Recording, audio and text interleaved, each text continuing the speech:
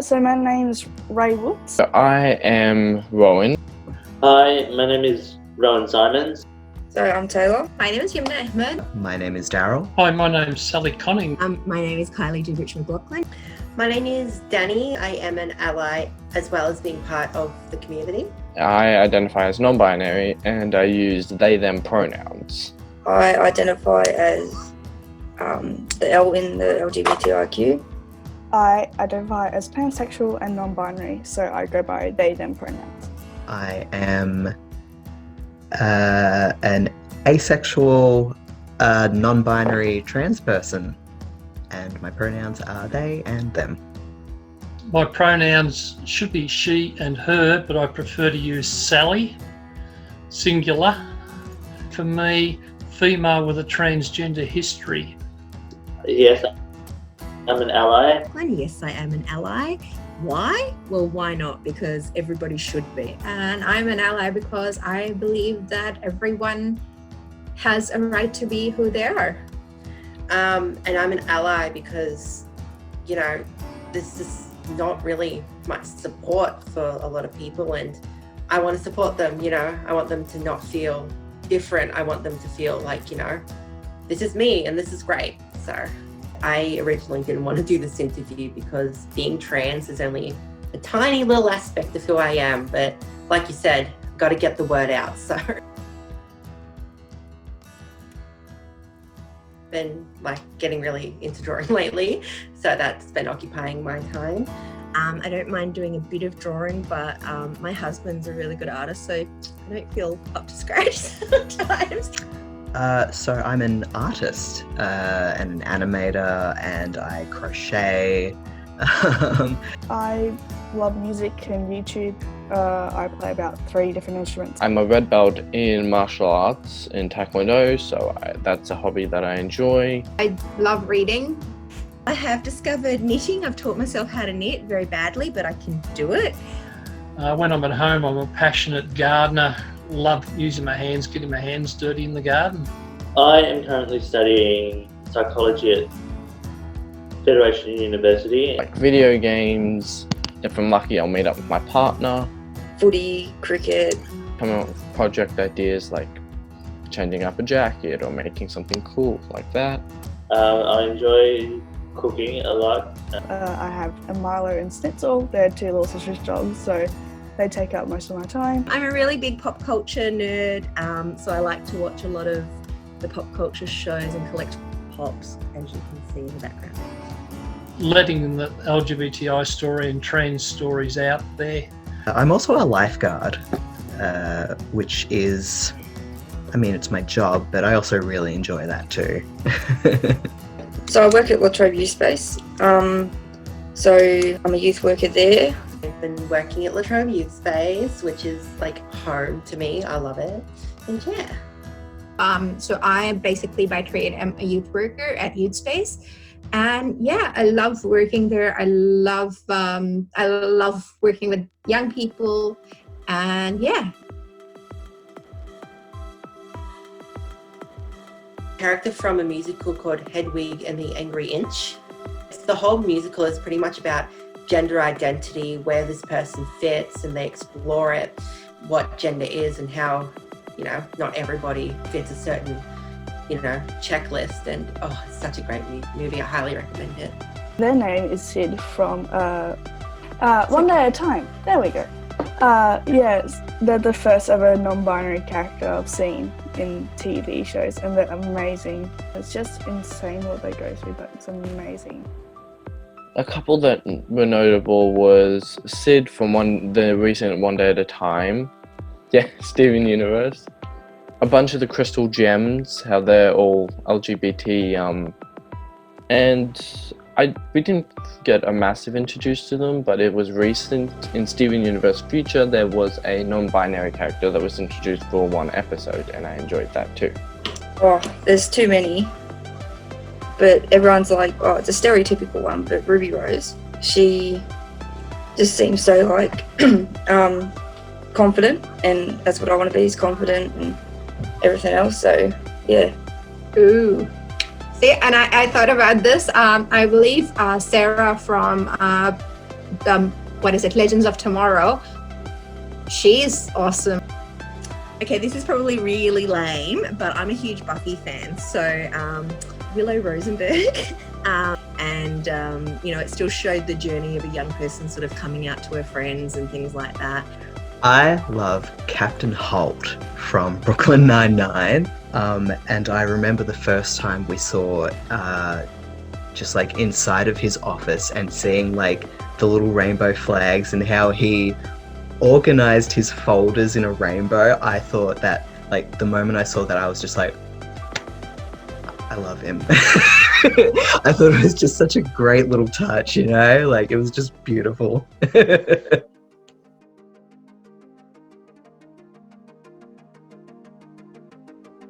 Is Laverne Cox. She is a trans actress and she is amazing. As well as acting, she's an advocate for her community and she's just, she's amazing. She's gorgeous. Definitely there's a couple of adults who I've seen, because I've been raised in the church, they're not known for not being accepting of LGBT people, so they came out and they were able to be accepted by their parents, so they have been very helpful in my life and role models, and also my partner role, and it's just insane what love can do.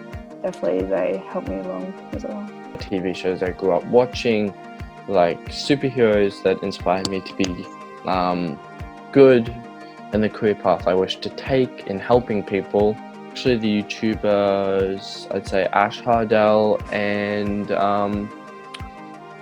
Thomas Sanders. Both of those have had, watching their videos helped me realize that I can be out and showing who I really am. I admire Freddie Mercury from Queen. There's a lot of people that do inspire me, but you know, just like the people around me, just inspire me every day. I would say the young people I work with. Yeah, and the reason for that is their resilience. They are who they are, and they're not afraid to be who they are. And yeah, they're just awesome. So definitely them. This is going to sound really super cheesy, but my friends, they encouraged me to go to uni. They encouraged me to kind of really examine my identity, and that, you know, they're the reason that I have become so comfortable with myself. What can be more inspiring than just having a bunch of people around you saying, hell yeah, go ahead and do it, you can. This is a really easy one. It's our young people. There's a lot of people that have sort of walked the pathway before them that I admire greatly. People like Sally Conning. But I think every day the young people that are very brave and come into our space and own their identity and say, this is me and I'm okay with that. I think that they are exceptional young people and they are, you know, setting their own new paths. So I'm really proud to be a part of that and learn from them.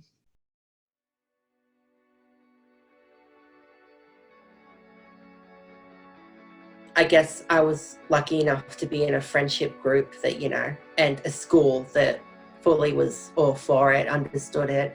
So I never saw homophobia, which, you know, yay.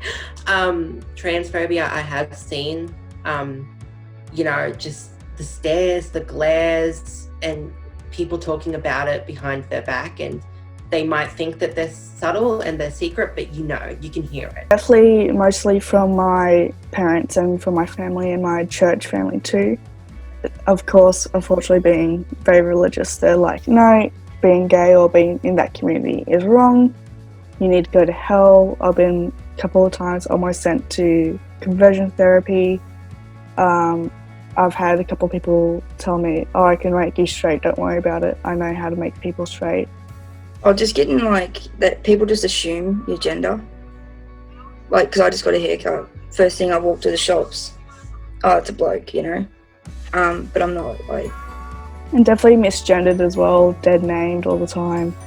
How do you know you haven't been with the other gender and it's a phase? Yeah, I think misgendering is the biggest one, and dead names. While sometimes you make mistakes and they're honest mistakes, but sometimes it's derogatory.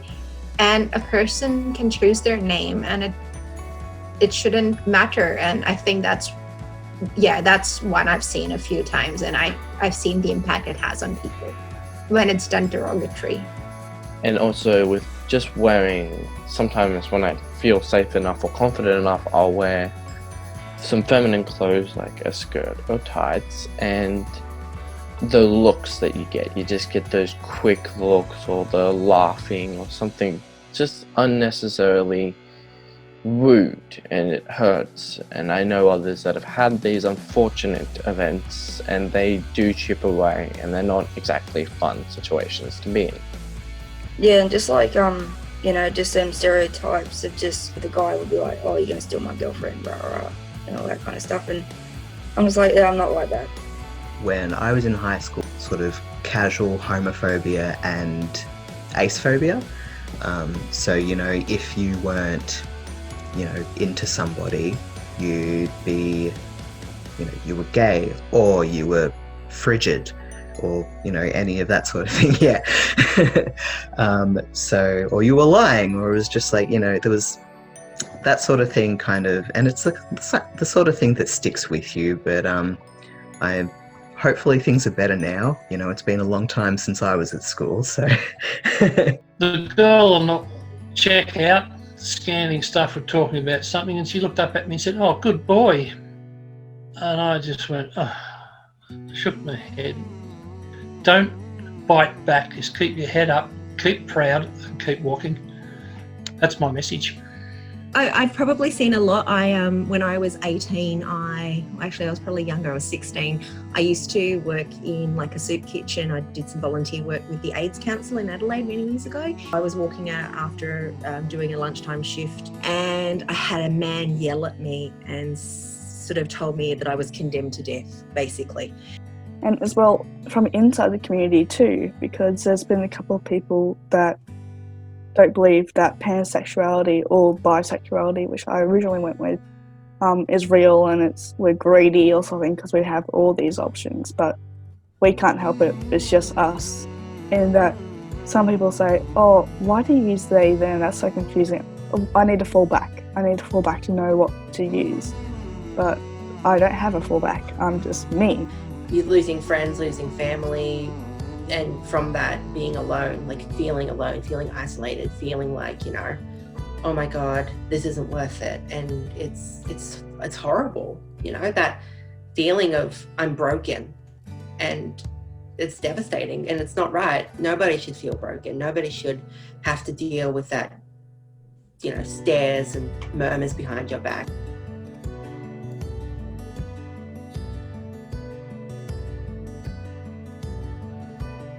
I think the time I've been in Gippsland, it has been changing, which is really good. I think the community here is becoming a little bit more open-minded and accepting of a variety of different things. I think, we've gone through a lot as a community with bushfire, with, the COVID stuff.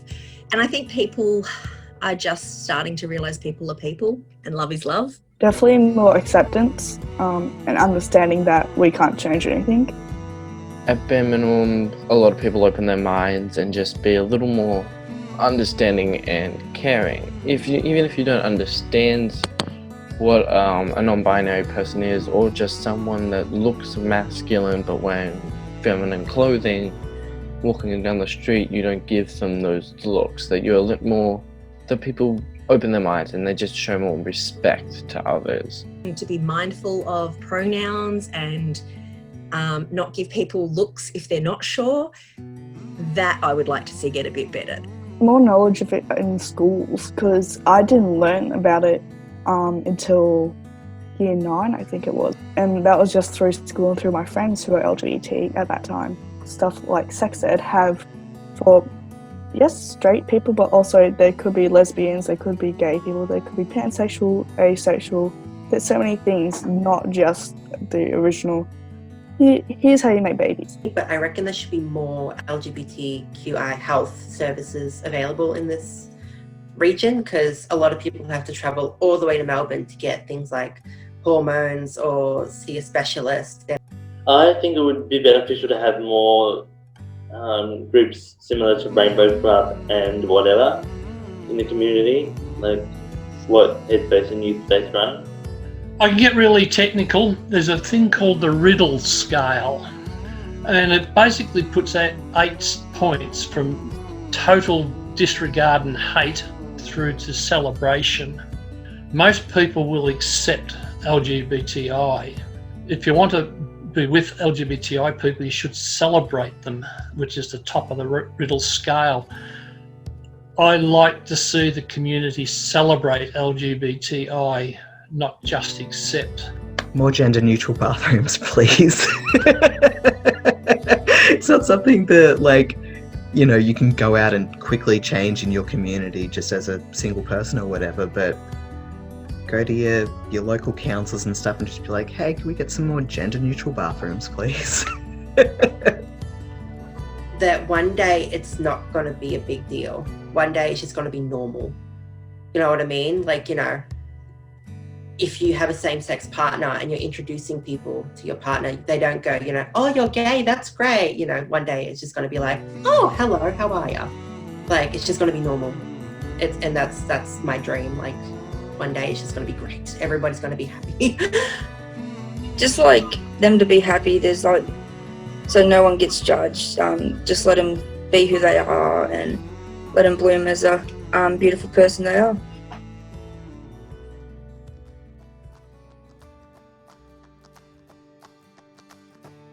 My dad, for one, has been very supportive. He doesn't fully understand all the things about me that is LGBT, but he doesn't disrespect them. Even with they, them pronouns, he said he'd prefer binary fallbacks because you can't teach an old dog new tricks, but then before you know it, he's teaching himself how to use they, them pronouns, so he was wrong about that. Very respectful, and that's been a great support. It was very helpful. My siblings, both of my sisters, they've been very supportive. Definitely people like eSpace, and I've recently started going to another group at Headspace in Morwell. So definitely groups of people that surround me and know what I'm going through and know how to help me through that. Probably most predominantly Headspace and Youth Space. Headspace is very good at promoting mental health and well-being, and being in the youth space helps my mental health and well-being. My friends, you know, seeing them and talking to them and just venting to them about frustrations and them venting back about theirs, sharing ideas and having fun, and, you know, just being around people that get you. Also yoga. I like doing yoga. If I'm ever down, I kind of just watch TV. But I don't know if that's helpful, but that's just what I do. I kind of just zone out for a bit, you know, stop thinking about things, just get it all out of my head, and just, as soon as I'm refreshed, go back to what the problem was, and by then have a solution. So that's what works for me. It might not work for others, but that's just what I do. Diverting my problems or worries to calm my anxiety is I play my video games, or I go into my hobbies. Video games take me from my world and puts them into the world of the game, and I can just not forget about them, but kind of just push them away until I'm more ready to deal with them. Another part that's more recent that is support is my partner, Ray. And they've just been a great part of my life to make me feel safe, stronger. We've been there for each other. I've had other trauma as well, unfortunately, as well as my life. So just like grounding techniques and learning how to be in the here and now, not there. And just surround me with people that love me for me and know that this is who I am and don't try to change me. Work would be one. So yeah, La Trobe Space have helped me through a lot. And it's just probably been the best thing I've had in a while. I work in an awesome, spectacular environment that is you know, the whole room is literally a rainbow. So they're very supportive. Now the friends I've got are great. You know, I've got a little friendship group from school left over that have been great. Choose what you look at in Facebook. Choose your friends. You can unfollow them. You don't have to unlike them. Just let them think that you're great mates. Just unfollow them so you don't see their rubbish on Facebook. And that's how you survive, in my opinion. And it works for me. It's kept me sane. People question that word with me too, but I laugh a lot. So that's how I do it all. My family have been very supportive.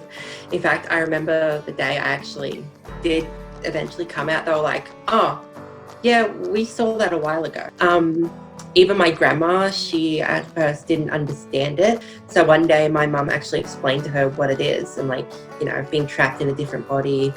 And my grandma grabbed her hand and was like, okay, don't you dare make her feel that way again. You make her feel good. If you've got 2, 3, 4 friends who know you as LGBTI and support you, you're doing fine. And it's just when you get to 5, it's magic happens. You will survive. Big help in my life is my husband, because he's always very supportive. Plus he's a mental health worker, he's a social worker, so that's always good. So debriefing with him's great. But I think your friends and your family, whether that family is blood or choice, I think they're the people that you navigate towards when you need to unload and debrief and talk. And the talking is really important, because I think that when you don't talk about things and you hold on to it, it festers in your heart, and that just makes you really profoundly sad. So I think talking about it with people that you feel safe with is one of the most important things you can do.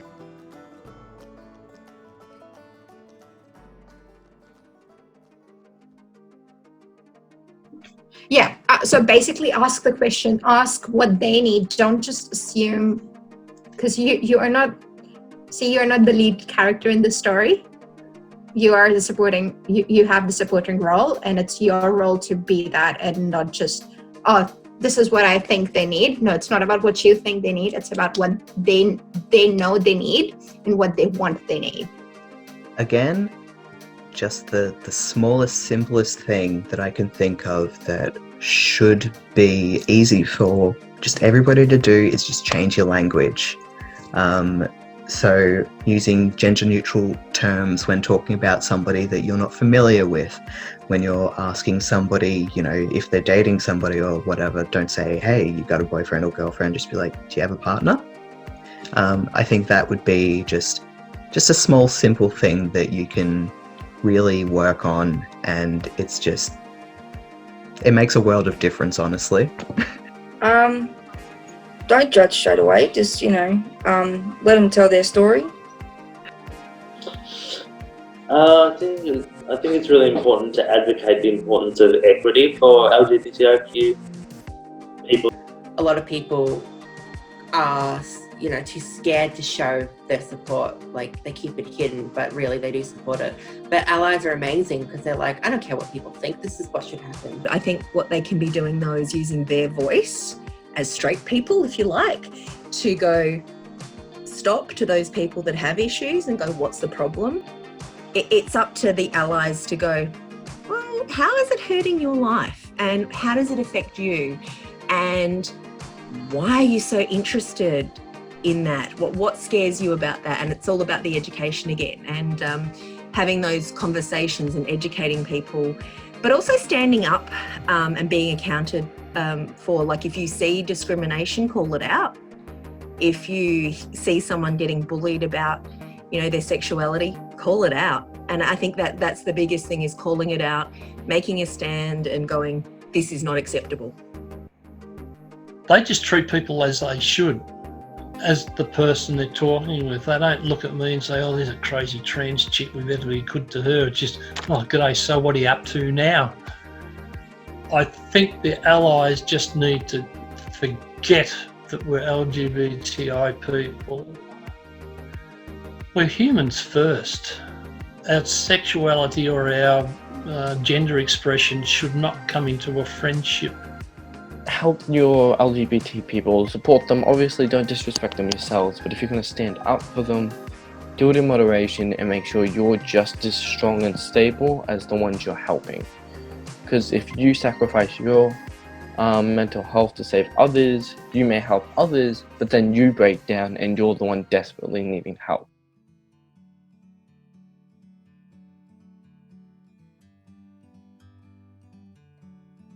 Hold in there. You know, you could be facing a rough patch now, and it might seem like, you know, it's not going to happen, but it's going to get better, where people are growing, people are learning. Like, as much as we do need to change things now, things have gotten better.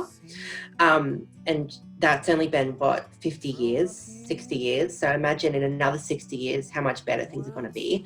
And, you know, there are groups out there that do have the same sort of feelings as you do. So like Latrobe Space, we have a whole rainbow club. So there are safe areas that you can, you know, get things off your chest and feel safe. So yeah, just stay in there and things will get better. We have come a long way. We still have a long way to go, but at least now we are able to get married. We are able to love who we love, continue on fighting. Yes, we have come a long way, but we still got a long way to go. Let's fight, and fight for what you believe in. Doesn't matter what your parents or your very close friends or family says. You know in your heart who you are. Be yourself and go forward and continue to do that. Does not matter what comes back at you. You've got a family of people surrounding you to protect you. If your family doesn't accept you, oh well, guess what? You get to make a new family who accepts you and loves you, and no matter what, they will support you 24/7. No matter your situation of you being LGBT, whether you have super strict religious parents or you have the most laid back and accepting parents on earth, is that it can and will get better if you are willing for it. That even if your biological family doesn't respect your pronouns, your sexuality, any of those points of being LGBT, the good part about family is it doesn't have to just be blood. You can find people that are close friends that you can consider family, and if it gets to the point, you can just meet up with them on holidays and it will become a family event just as much as seeing your mum or your dad or your siblings. So it will get better. Well, I would just say just be yourself. Do whatever you want. You know, you're not you're no less important than people that do have a specific gender. Yeah, just be yourself. Just try not to get other people under your skin. Just shake it off. You know, if it hurts, go speak to someone. Don't let it bottle up, and just be happy, be yourself as much as you can. Look, the community has come a long way from where they were and I think it's going to get better. We are the voices of change, or rather you guys are the voices of change, and not in the very far future we'll live in a time where we are all accepting of each other. So I think my hope is keep doing what you are, because you guys are awesome. And there is so much out there for everybody. Like, it has never been easier to reach out and get into contact with your community. You know, they're a click away. You know, even if you don't have anybody in your physical space, it's so easy to just go online and find them, and just the ability to be able to find somebody who relates to you is so powerful, you know. And just you can find your community out there. You know, you just gotta look for them. I think be yourself. be your true self, because when you are your true self, and this goes for anybody, I think when you're your true self, you're happier. It might be a hard road and there might be obstacles and all of that, but there's always someone with their hand out there to help you and support you. So always be yourself. I just say, hey, I'm this crazy old chick, I'm 69 next month. I didn't come out till I was 58. I hid for many, many years. My message of hope is, this crazy old chick can, you should be able to too. And I think if everyone can just work with be who you should be who you are, hold your head high, you'll get there. There's my message.